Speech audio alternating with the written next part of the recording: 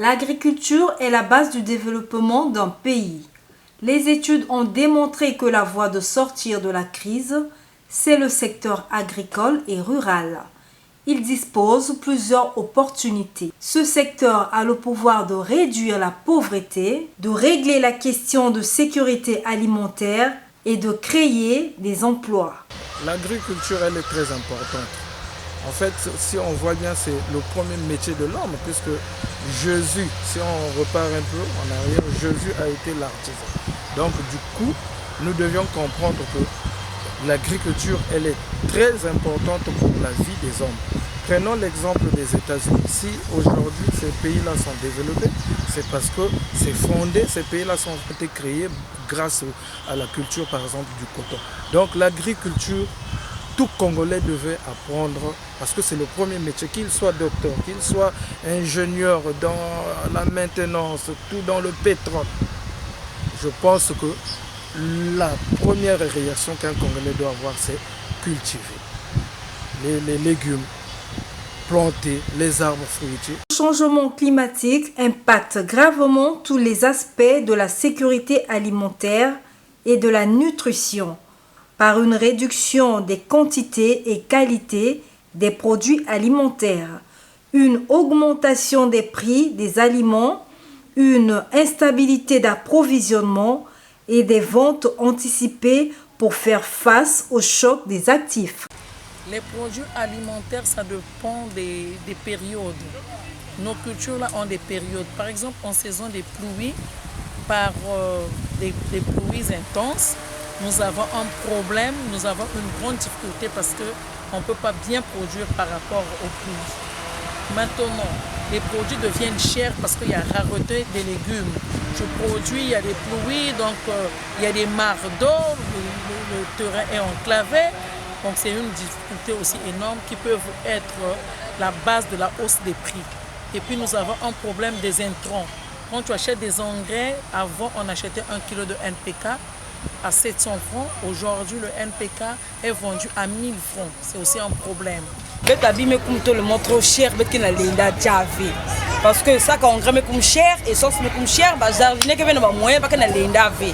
Donc la plupart ba ingi na sala ba jardinier petit ba retraité ba total ba nan que na sala ba jardin mais ya que na répondre ve parce que tani suma ça ka aubergine na 15 000, 20 000 bien comme na 50 000, 45 000. Ça ka pour tani sumbaka na valeur à 20 000, 30, 20 000, 25 000 mais comme na valeur à 50 000.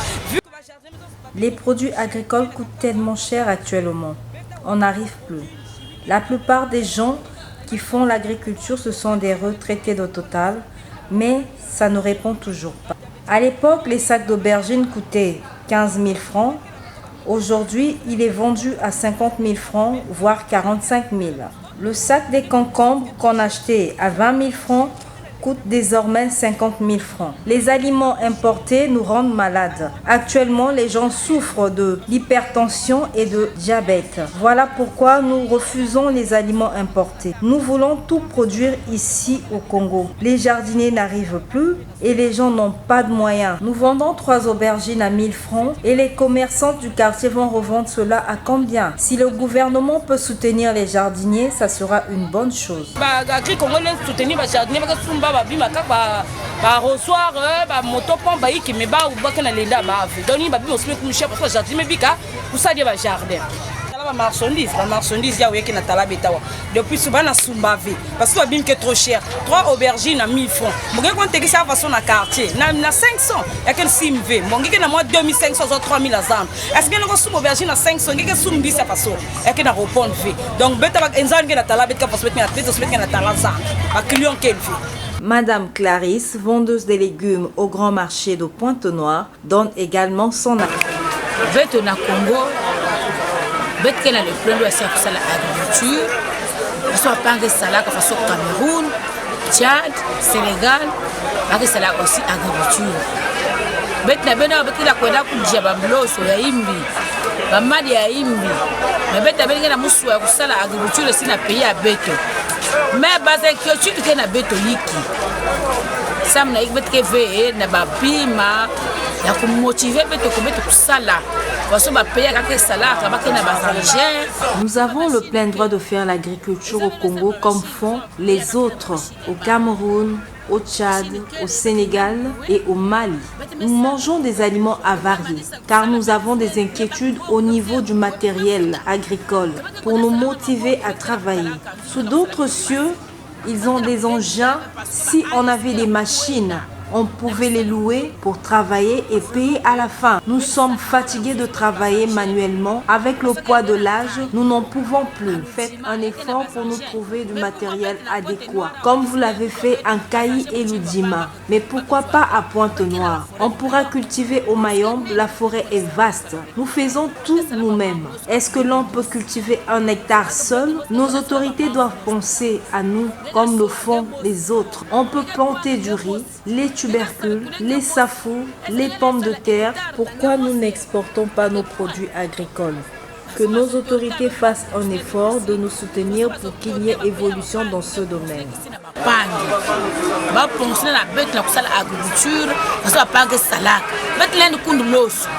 Betlendo kuno bankaba, betlendo kuno basafu, betlendo kuno bazavoka, betlendo kuno ba goyave pa, même ba pomme de terre te sibendo kuno na payer beto.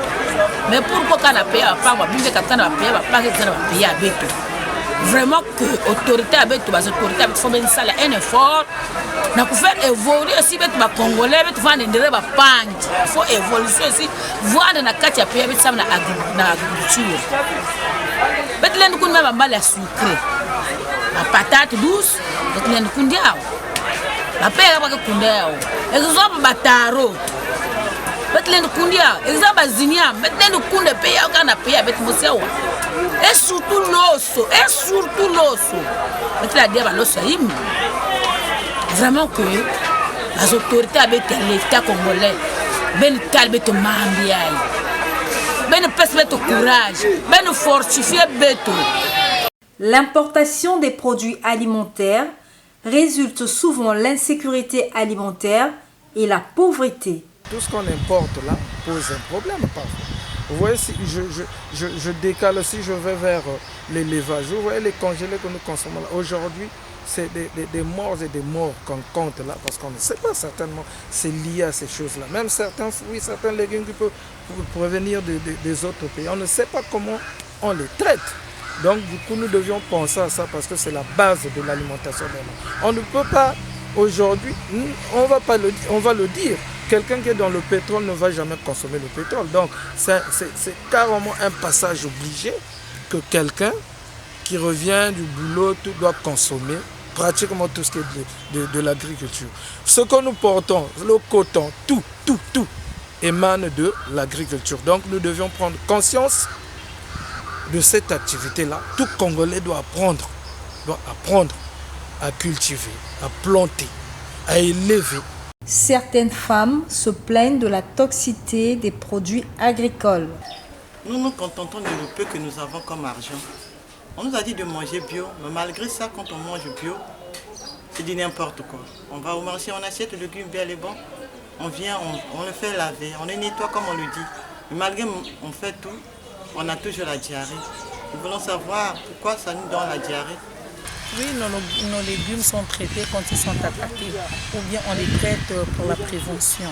Donc nous avons des produits chimiques qu'on utilise pour le traitement, mais c'est que les gens ont une mauvaise interprétation que les légumes traités rendent malades. Non, parce que quand on traite, nous avons un temps de rémanence. Il y a des produits qui durent 7 jours, il y a des produits qui durent 14 jours.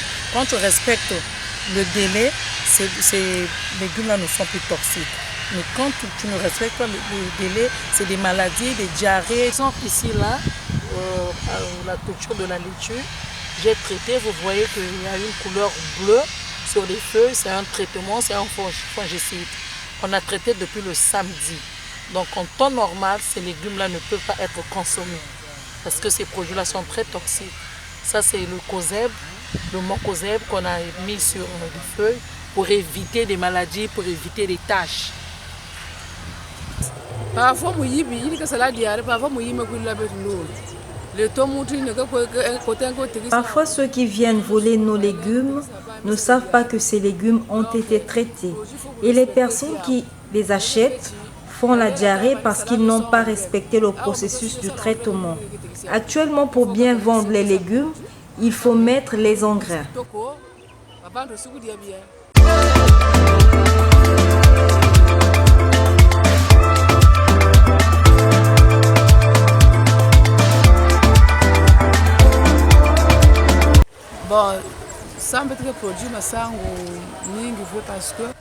On ne produit pas de maïs en grande quantité parce que nous n'avons pas d'espace et le processus de production dure 3 mois. Malheureusement, nous ne pouvons pas respecter ce processus parce que nous sommes dans une zone marécageuse.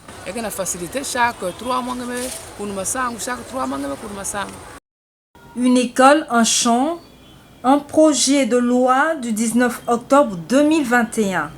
Ce projet éducatif destiné aux élèves du CP à la terminale, dont l'objet est d'associer au programme scolaire, académique, la réappropriation des savoirs ancestraux et la connaissance des cultures vivrières locales, avec le sport comme vecteur de cohésion et d'hygiène de vie.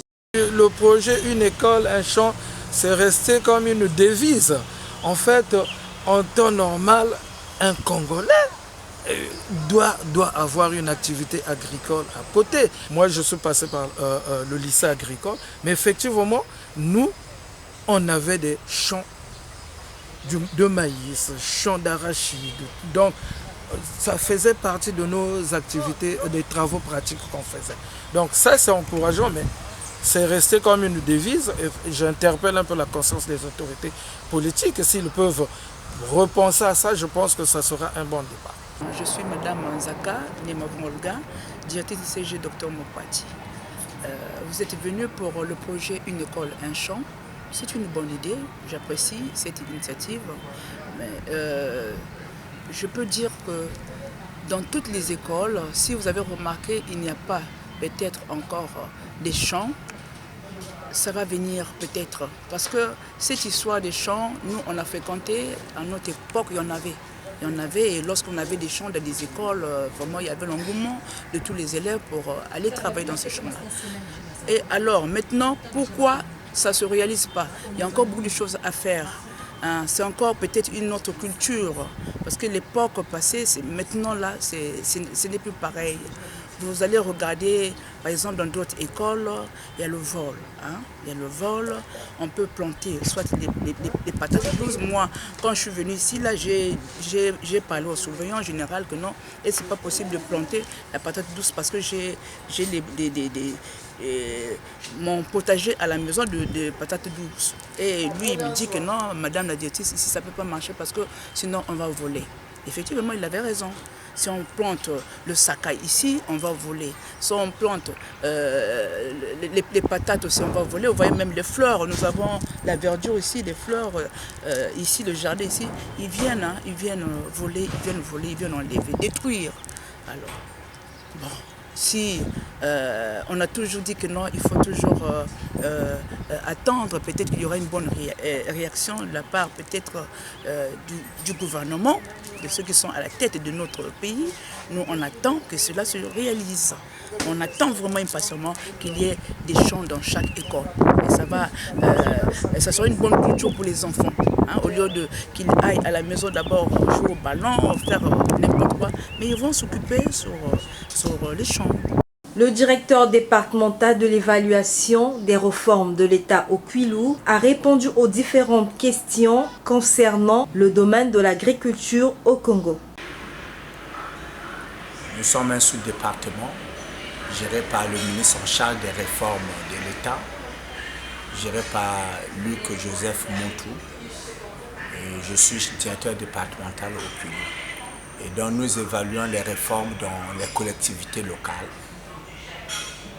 Comme le mot le dit, on évalue quelles sont les réformes que chaque directeur départemental essaie un peu de mener dans son département, y compris donc le département de l'agriculture.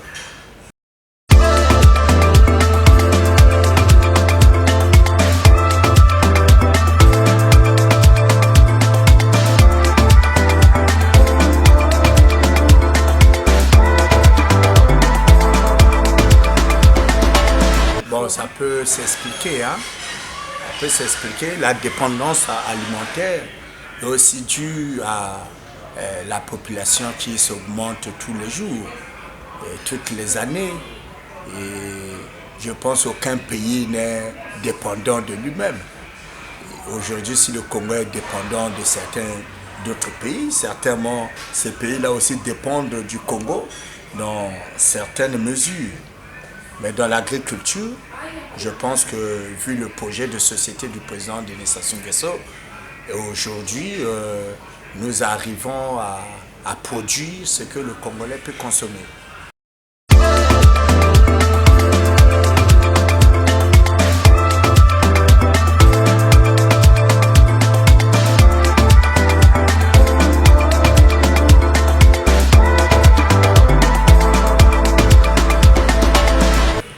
Non, c'est vous qui le dites, madame la journaliste.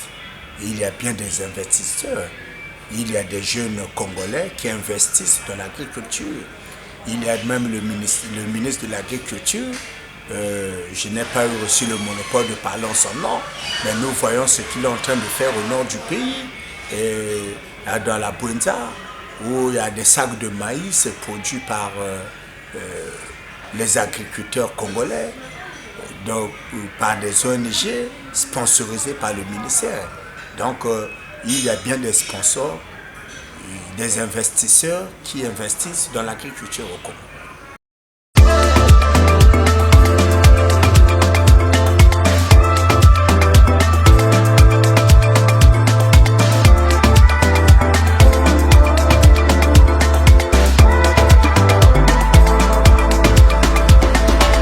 Très bien.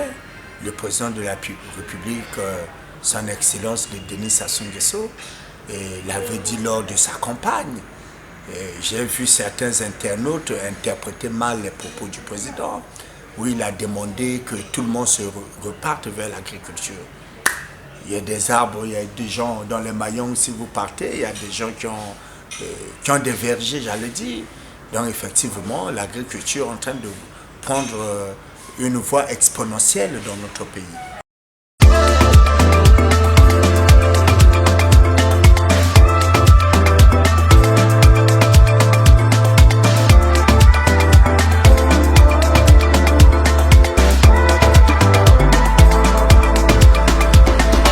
On ne devait pas se plaindre, ils n'ont qu'à se constituer en des ONG.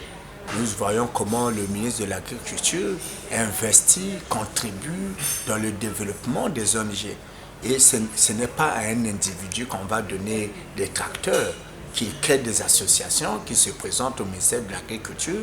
Je pense bien qu'ils vont trouver gain de cause.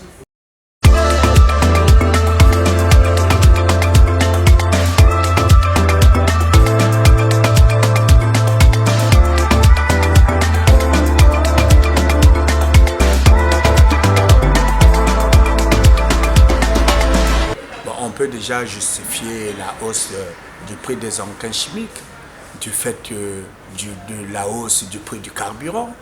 Le transport coûte cher, c'est normal que le commerçant augmente le prix sur le marché. Bon, maintenant, pourquoi nous ne produisons pas ça ici? Je pense que le gouvernement est en train de voir comment produire ces engrais pour que prochainement nous ne dépendons plus d'autres pays. Ghislain Goya, Congolais de nationalité et agent de chemin de fer Congo-Océan, CFCO en sigle. Après plusieurs mois d'impayés, il a pris donc l'initiative de cultiver son champ de bananes, l'épinard, la patate douce, la papaye et bien d'autres choses pour subvenir aux besoins de sa famille. Parce que je vis tellement, les poches sont vides, on ne paye pas. Au lieu de rester mourir affamé, d'aller demander, d'aller voler. Et c'est là où m'a poussé de planter pour que je puisse nourrir ma famille, ma petite famille. Et c'est la terre qui est en train de nous donner tout ce qui reste. Et si tu ne reviens pas à la terre, tu attends que d'aller au bureau. Vraiment, je pense que c'est pas ça qui doit renformer toujours la personne. Même mes voisins, les voisins du quartier, lorsqu'ils ont besoin des plantes, comme le kékéliba, ils passent sur moi pour venir demander. Parce que j'en ai tellement beaucoup planté de tels que je ne sais pas le nom que je ne vais pas appeler. Il y a des plantes qui sont ici où on vient pour traiter les gens. On demande et des fois on dit que non, mais on donne l'argent. Je dis non, j'ai planté ça comme ça gratuit, c'est gratuit, je vais donner. Vous avez des maisons étages. Vous pouvez prendre même les pots et mettre la terre dedans et planter et ça nous rapporte toujours quelque chose. C'est à cause de ça où c'est que je pousse aux Congolais de faire quelque chose chez eux. Et ça coupe rien, ça ne coûte rien aussi. C'est sûrement prendre la terre et mettre un peu la terre avec un peu de semoule et vraiment ça marche. C'est ça ce que je peux penser aux Congolais, revenir à la terre. Il faut rendre l'agriculture à sa place et son rang. Dixit, Alphonse Carr.